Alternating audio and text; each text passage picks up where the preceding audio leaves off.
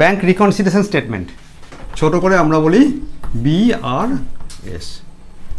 তো একটা স্টেটমেন্ট বানানো হবে mean to reconcile, mean to reconcile, কথা বলতে হবে। মিন টু কি বললাম? রিকনসাইল মানে কি ভাই, দুটোর মধ্যে মেলাতে হবে।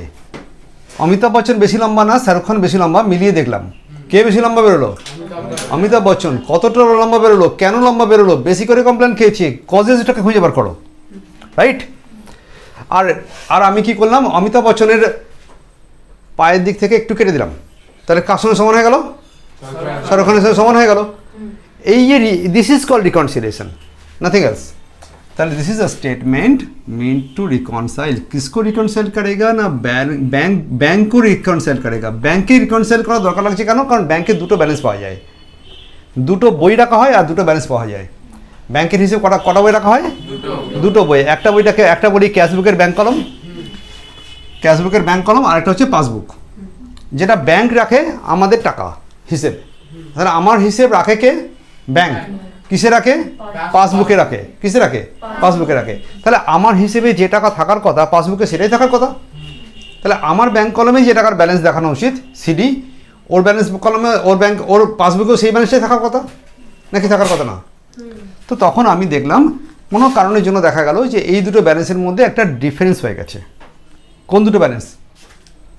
ক্যাশবুকের ব্যাংক কলমের ব্যালেন্স অ্যান্ড পাসবুকের, বল, পাসবুকের ব্যালেন্স। এই ডিফারেন্সটা কেন হলো, এই কারণগুলো তোকে খুঁজে বার করতে হয় যখন আমরা প্র্যাকটিক্যালি অঙ্ক করি, মানে ক্লাস না, যখন আমরা প্র্যাকটিক্যালি কাজ করি। এখানে তোমায় কারণ বলে দেবে 1 2 3 4 5 6 ছখানা কারণ বলে দিল, রাইট? এই কারণগুলো নিয়ে আমি কাজ করব। কি কাজ করব না, আমি মনে করি যা ক্যাশবুকের ব্যাংক ব্যালেন্স দিয়ে শুরু করলাম। ক্যাশবুকের ব্যাংক ব্যালেন্সে দেখা যাচ্ছে 2000 টাকা ওপেনিং আছে, ব্যালেন্স আছে, আর পাসবুকে দেখা যাচ্ছে এটা 3000 হয়ে গেছে। তখন আমি এই 6টা কজের মধ্যে 4টে কজ মেবি যোগ করব, 2টো কজ বিয়োগ করব, এবং শেষমেশ দেখাবো যে দেখো ওই 2000-এর সঙ্গে এতগুলো জিনিস যোগ করে এতগুলো জিনিস বিয়োগ করে 3000 টাকা ফিগার এসছে।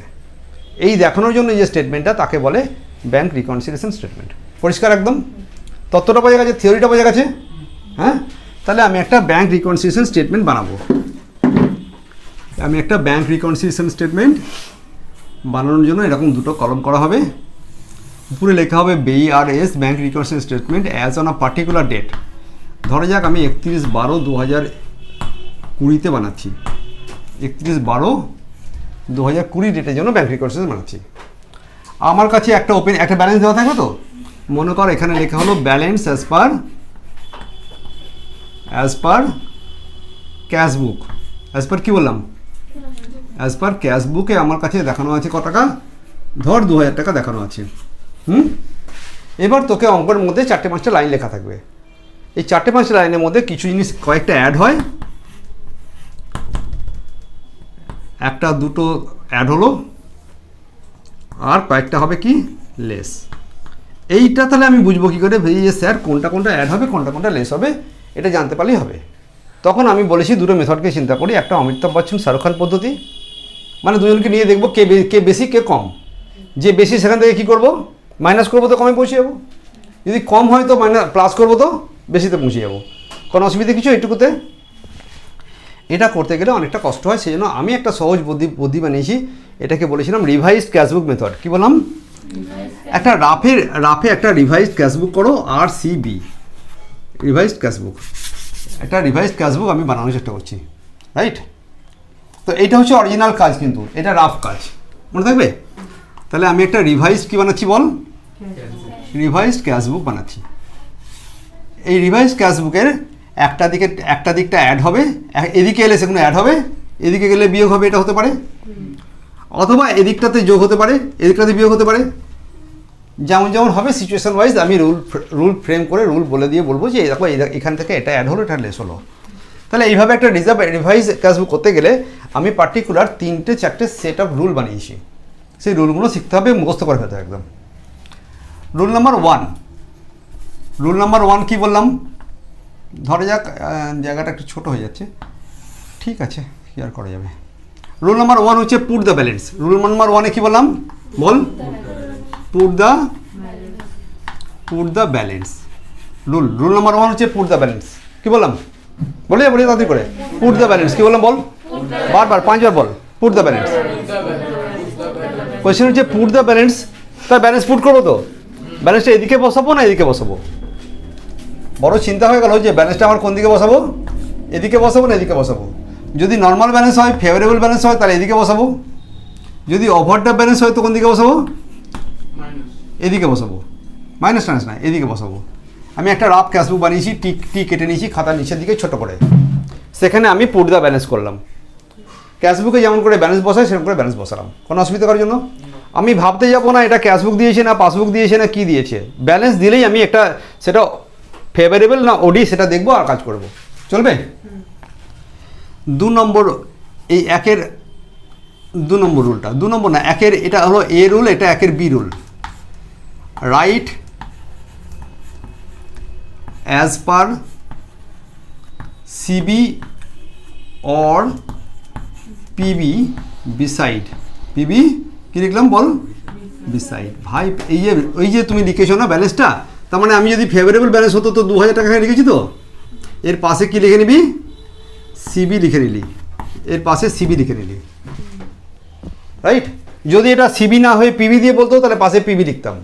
যদি পাসবুক দিয়ে বলতো যে balance 2000 rupees as per passbook, অঙ্কটা স্টার্ট করি সেটা দিয়ে, তাহলে স্টার্টিং পিবি বা স্টার্টিং সিবি সে কথাটা এখানে লেখা থাকবে। ওকে?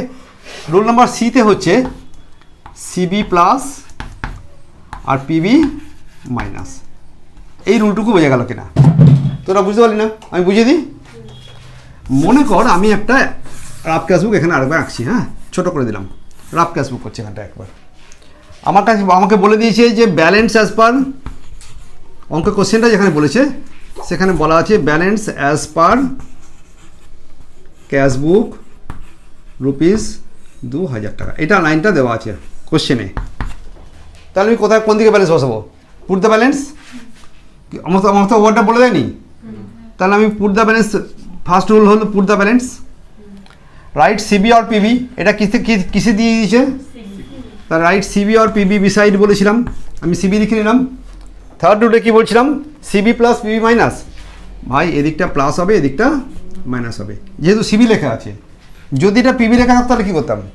তাহলে এদিকটাতে মাইনাস করতাম, এদিকটা প্লাস করতাম। তাহলে এটা হলো এই 3টে রুল হলো এইটার রুল। একদম পরিষ্কার? সেকেন্ড রুল বলি, রুল নাম্বার 2টা আরও ইজি।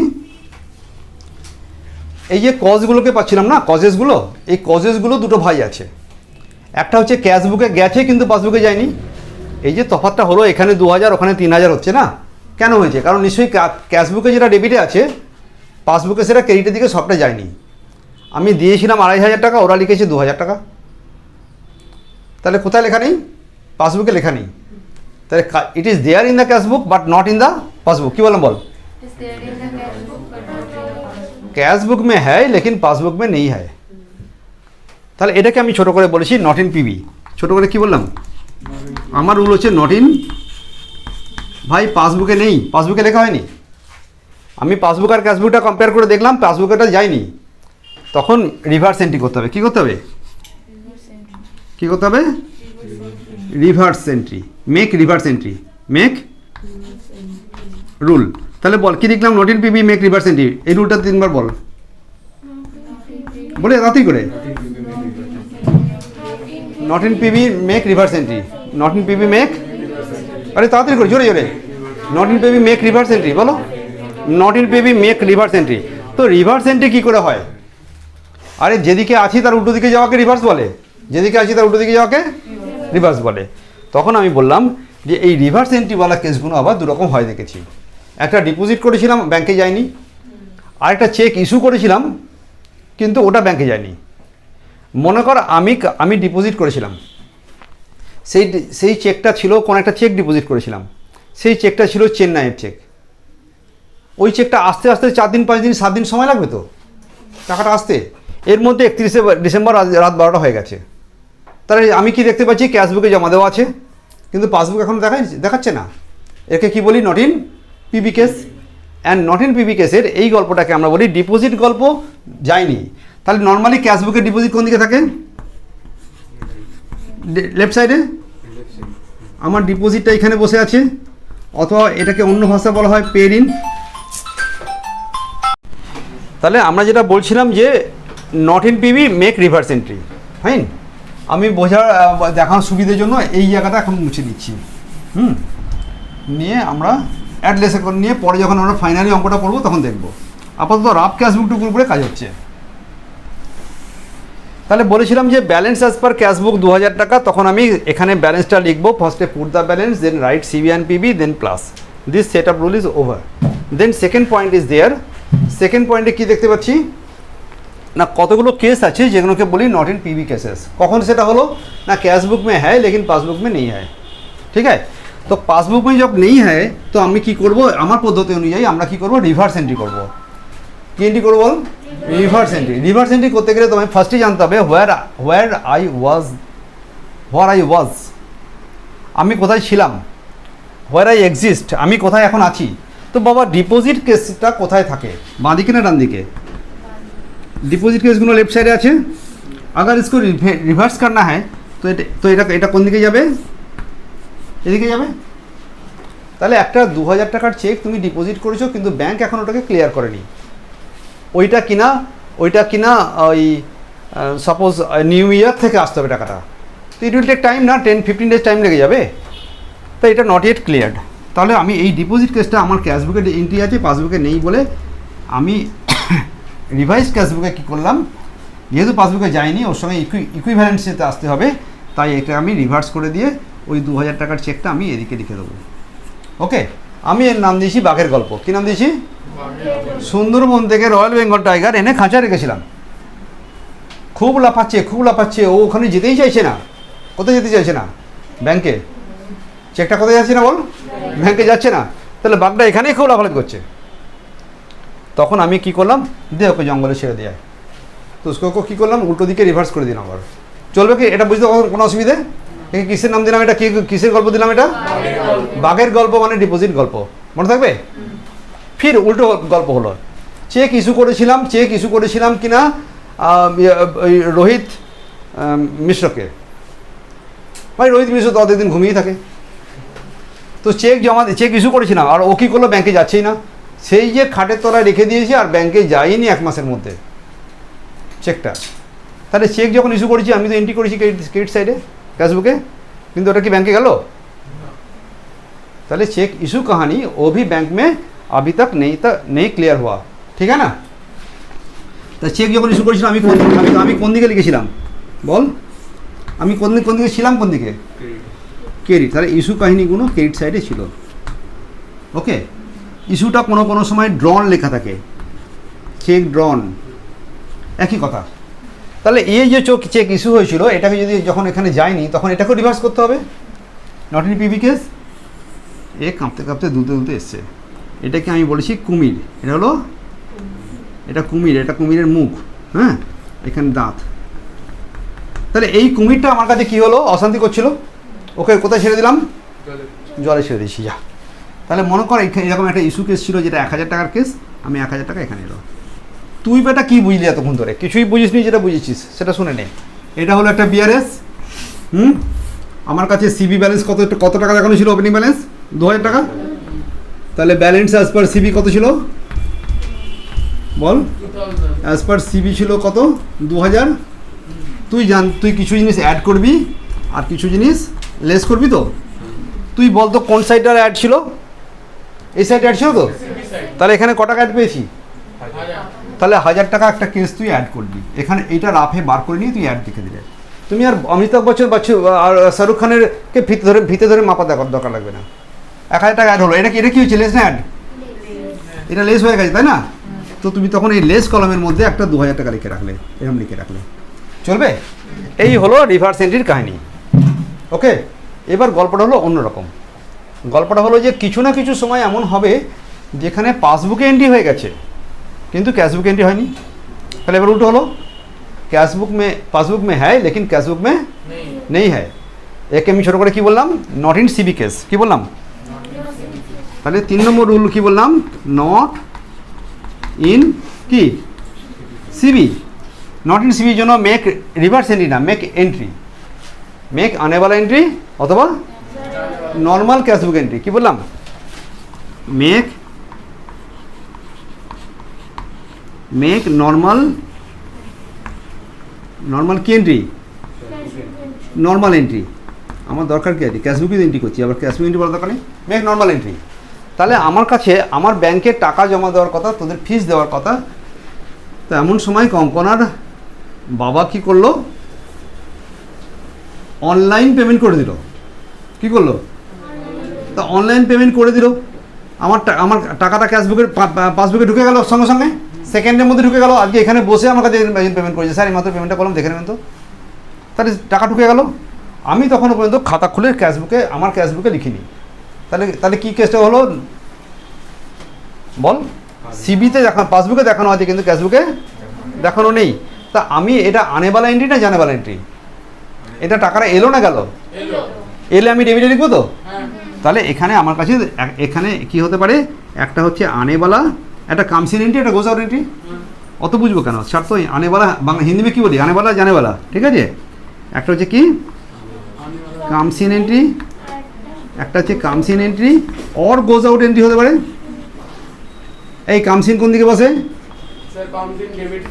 আর গোজ আউট ক্রেডিট সাইড। মনে কর আমার ব্যাংকের অ্যাকাউন্ট নাম্বারটা তোর জানা আছে, তুই ব্যাংকে গেছিস তোর পার্সোনাল কাজে, তুই আমাকে বললি যে স্যার আপনার অ্যাকাউন্টে আমি টাকাটা জমা দিয়ে দেবো, বলিসই নি। তুই টাকাটা আমার ব্যাংক অ্যাকাউন্টে জমা দিয়ে, তোকে বলা আছে তুই যখন ব্যাংকে যাবি তখন একটা কাজ করবি, আমার ফিসটা তুই কী করবি, ব্যাংকে জমা দিয়ে দিবি। তুই ব্যাংকে জমা দিয়ে দিচ্ছিস, তা টাকাটা কোথায় আছে, নট ইন ক্যাশবুক। তো আমি যখন জানতে পারলাম, তুই যখন আমাকে SMS করলি, যখন হোয়াটসঅ্যাপ করলি, তখন আমি আমার ডেবিট থেকে এন্ট্রি করে দেবো।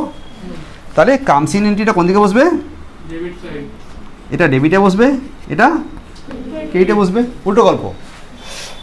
অক্সিলিয়ামে পড়ে, ওখানকার পেমেন্ট কিন্তু অনলাইনে দেওয়া হয়। অক্সিলিয়াম আজকাল আর বসে বসে রিসিট কেটে টাকা নেয় না, কি করে, ও অনলাইনে টাকা রিসিভ করে নেবে। টাকা যখন ও অনলাইনে রিসিভ করেছে, আমার ব্যাংক ওকে টাকা দিয়ে দিয়েছে, তাহলে ব্যাংক থেকে টাকা চলে গেছে। কিন্তু ক্যাশবুকে এখন আমি ক্রেডিট দেখাইনি, ক্যাশবুকে আমি এখনও, তাহলে আমি এটা কোন দিকে এন্ট্রি করবো।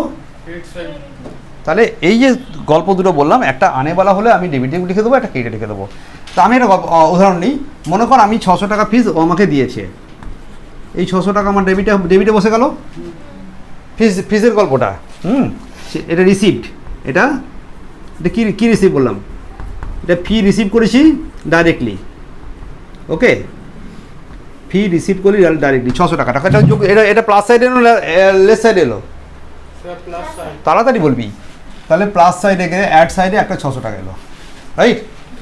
স্কুলের ফি 4400 টাকা স্কুল ব্যাংক দিয়ে দিয়েছে। এটা কিসের ফি বল, অক্সিলিয়াম, পাক্কা। অক্সিলিয়ামের ফিস ক টাকা, 4400 টাকা। এটা কোন সাইডে গেল, তাহলে এখানে 4400 টাকা লিখবো। মনে রাখ, আমাদের ডেবিট সাইড মানে ওদের ক্রেডিট সাইড, আর আমাদের ক্রেডিট সাইড মানে ওদের ডেবিট সাইড। এন্ট্রিগুলো এইভাবেই হয়ে থাকে। এবার ব্যাংক আমাকে কি করলো, ইন্টারেস্ট দিয়েছে। ব্যাংক আমাকে 200 টাকা ইন্টারেস্ট দিয়েছে। তাহলে ব্যাংকের খাতে তো তাড়াতাড়ি করে ঢুকিয়ে দিয়েছে, ক্যাশবুকে ঢুকে নি। তাহলে ইন্টারেস্ট আনেবালা না জানেবালা, আনেবালা এন্ট্রি কোন দিকে বসবে, এদিকে বসবে তো আনেবালা এন্ট্রি, অত বুঝি না, এদিকে বসবে তো। তাহলে আনেবালা বলে একটা 200 টাকা ইন্টারেস্ট আছে। এটা কি আছে বল, ইন্টারেস্ট। যোগ সাইডে এলো, লেস সাইডে এলো। তো আমি একটা যোগ সাইডে গিয়ে আরো একটা 200 টাকা পেলাম। চলছে না চলছে না, বোঝাচ্ছে না। এবার আমি মনে করলাম ব্যাংক আমাকে চার্জ কেটেছে। ব্যাংকে বলেছিলাম যে তুমি আমার হয়ে এই কাজটা করবে, তার জন্য ব্যাংক আমাকে 100 টাকা চার্জ কেটেছে। Bank charges 100 rupees debited in the পাসবুকে ডেবিট করেছে। মানে আমাদের কী হয়েছে, ক্রেডিট হবে। তাহলে 100 টাকা আমি একটা ব্যাংক চার্জের বাবদ ক্রেডিট সাইডে লিখলাম। কী লিখলাম এটা বল, এটা একটা ব্যাংক চার্জ। আমি পুরো অঙ্কটা নিয়ে নিই বলে এখানে লিখে রাখছি, নাহলে লাগবে না এসব লিখতে। শুধু ফিগারগুলো লিখবে, তুমি যোগ বিয়োগ বার করবে, অঙ্ক শেষ করে দেবে, চলবে। তো হিয়ার ইজ আনাদার 100 টাকা। এরকম প্রচুর গল্প বলতে পারে ওরা।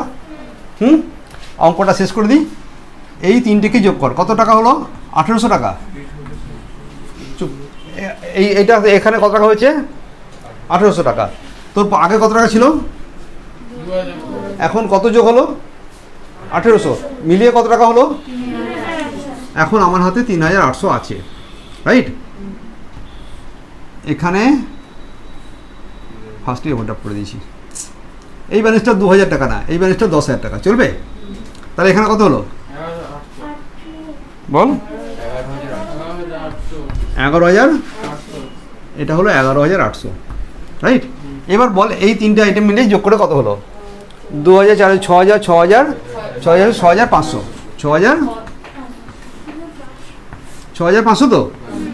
তাহলে 11,800 থেকে 6,500 মাইনাস করো। 11,800 টাকা কত ছিল মোট? কারো কোনো বুঝতে অসুবিধা? এটা আমার কত টাকা ছিল প্রথমে? 10,000 টাকা, আরও কত যোগ হলো? 1,800, মিলিয়ে কত হলো? 11,800। এখান থেকে আমি কি করলাম, এই তিনটে মোট বিয়োগ হবে না, এটা একবার, এটা একবার, এটা একবার, একসঙ্গে বিয়োগ করে দিলাম, 6,500 টাকা বিয়োগ করলাম। তো আনসার কত হলো? শিওর তো? 5,300, রাইট? এটা কোন দিয়ে, কী দিয়ে শুরু হয়েছিল? ক্যাশবুক দিয়ে। এখানে এই স্টেটমেন্টগুলো লিখতে হয়, ডিপোজিটেড বা নট ক্রেডিটেড, ডিপোজিটেড বা নট ক্রেডিটেড, ইন্টারেস্ট চার্জেস, হ্যাঁ না তেন হোয়াট এভার দেয়ার, বইয়ে যেমন লেখা হয় এরকম বানিয়ে লিখতে হয়। আর তুমি তখন এখানে কি লিখবে? ব্যালেন্স অ্যাজ পার, কি লিখবে এটাকে? ব্যালেন্স অ্যাজ পার কি? কেন পাসবুক হলো এটা? ক্যাশবুক দিয়ে শুরু করলে নিচে গিয়ে পাসবুক লিখবে। আবার পাসবুক দিয়ে শুরু করেছিল তো নিচে গিয়ে কি লিখতে? ক্যাশবুক। এখানকার এই যে অঙ্কটা আমি চেঞ্জ করলাম না, এখানে ফিগার কম ছিল, এখানে ফিগার বেশি ছিল, বিয়োগ করলে কি হয়ে যেত? মাইনাস হয়ে যেত। তো মাইনাস হলে লিখতাম ব্যাকেটে ওভারড্রাফট, আর কিছু না। যেহেতু প্রথমবার বোঝাচ্ছি তাই ওভারড্রাফট কথাটা বলতে চাইনি আমি। তাহলে মাইনাস হলে কি লিখতাম? ওভারড্রাফট। ক্যাশবুক দিয়ে শুরু করে এটাকে লিখলে কি লিখবো? পাসবুক। যদি পাসবুক দিয়ে শুরু করতাম তাহলে এখানে কি করতাম? পাসবুক লিখতাম। পাসবুক লিখলে কিন্তু আমি, আবার এটা পাসবুক দিয়ে হতো, এটা যদি পাসবুক দিয়ে হতো তাহলে এদিকটা মাইনাস করে দিয়ে এদিকটাকে প্লাস লিখতাম। Whatever items are appearing on this side, এটাকে আমরা যোগ করতাম। Whatever items are appearing on this side, এটা আমরা লেস করতাম না। পাসবুক দিয়ে করলে এটাকে এদিকটা মাইনাস করতাম না রে, সরি বাবা, এদিকটা মাইনাস করতাম আর এটা এদিকটা প্লাস করতাম, তখন কোনো অসুবিধে? এই passbook, cashbook, overdraft, normal balance, all the things আর ওভারনাইট রাইট নাও। ওকে, বন্ধ কর।